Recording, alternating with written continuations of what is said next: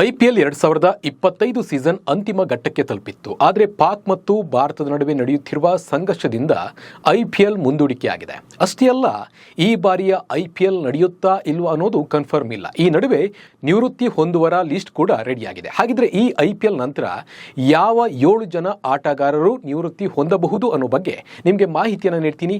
ನಾನು ನಿಮ್ಮ ಶಿವರಾಜ್ ಬಾಣಂಕಿ. ನೀವು ಸುದ್ದಿ ಅನ್ನದ ಸಬ್ಸ್ಕ್ರೈಬರ್ ಆಗೋದನ್ನು ಮರಿಬೇಡಿ. ಹಾಗೆ ಈ ವಿಡಿಯೋವನ್ನು ಕೊನೆ ತನಕ ನೋಡಿ.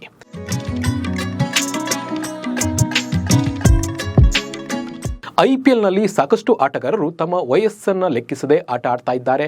ನಿಮಗೆ ಈ ಎಪಿಸೋಡ್ನಲ್ಲಿ ಈ ಐಪಿಎಲ್ ನಂತರ ಯಾರೆಲ್ಲ ಆಟಗಾರರು ನಿವೃತ್ತಿ ಹೊಂದಬಹುದು ಅನ್ನೋದನ್ನು ತಿಳಿಸಿಕೊಡ್ತೀನಿ, ಬನ್ನಿ. ಮಹೇಂದ್ರ ಸಿಂಗ್ ಧೋನಿ, ಸಿಎಸ್ಕೆ. 43 ವರ್ಷದ MS ಧೋನಿಗೆ ಸರಿಯಾಗಿ ಬ್ಯಾಟಿಂಗ್ ಮಾಡಲು ಆಗ್ತಾ ಇಲ್ಲ. ಈ ಸೀಸನ್ನಲ್ಲಿ ಕೇವಲ 76 ರನ್ ಗಳಿಸಿದ್ದಾರೆ. ಅತ್ಯಧಿಕ ಸ್ಕೋರ್ 30 ಮತ್ತು ಸ್ಟ್ರೈಕ್ ರೇಟ್ 138.18.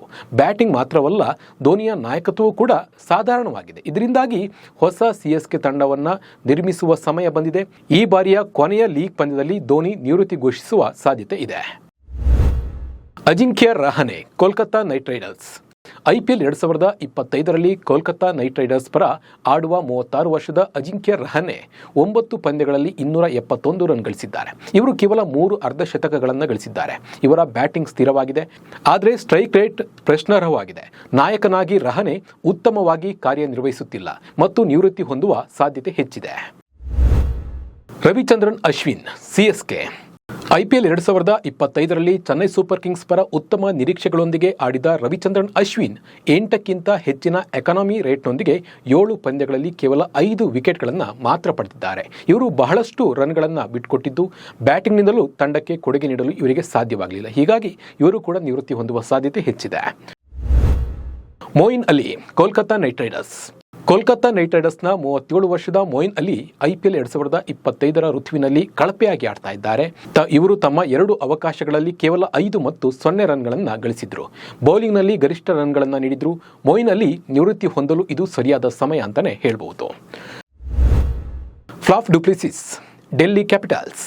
ಐಪಿಎಲ್ 2025ರಲ್ಲಿ ಡೆಲ್ಲಿ ಕ್ಯಾಪಿಟಲ್ಸ್ ಪರ ಆಡ್ತಿರುವ 40 ವರ್ಷದ ಫ್ಲಾಫ್ ಡುಪ್ಲೆಸಿಸ್ ಕಳಪೆ ಪ್ರದರ್ಶನ ನೀಡ್ತಾ ಇದ್ದಾರೆ. ಇವರು 7 ಪಂದ್ಯಗಳಲ್ಲಿ 1 ಅರ್ಧಶತಕ ಸೇರಿದಂತೆ ಕೇವಲ 185 ರನ್ ಗಳಿಸಿದ್ದಾರೆ. ಇವರ ಪ್ರದರ್ಶನ ದೆಹಲಿಯ ಗೆಲುವಿಗೆ ನೆರವನ್ನ ನೀಡ್ತಾ ಇಲ್ಲ.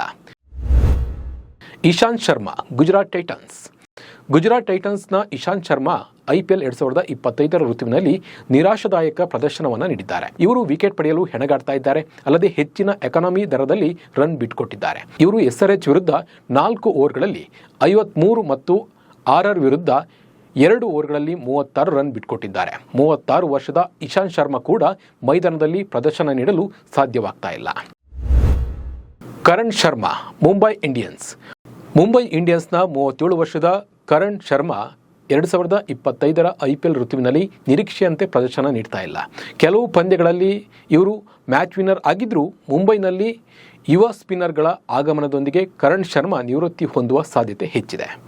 ಒಟ್ಟಿನಲ್ಲಿ ಈ 7 ಜನ ಆಟಗಾರರು ನಿವೃತ್ತಿ ಹೊಂದುವುದು ಬಹುತೇಕ ಫಿಕ್ಸ್ ಆಗಿದೆ. ಈ ಬಗ್ಗೆ ನಿಮ್ಮ ಅನಿಸಿಕೆ ಮತ್ತು ಅಭಿಪ್ರಾಯವನ್ನು ಕಮೆಂಟ್ ಮೂಲಕ ತಿಳಿಸಿ. ನಮಸ್ಕಾರ.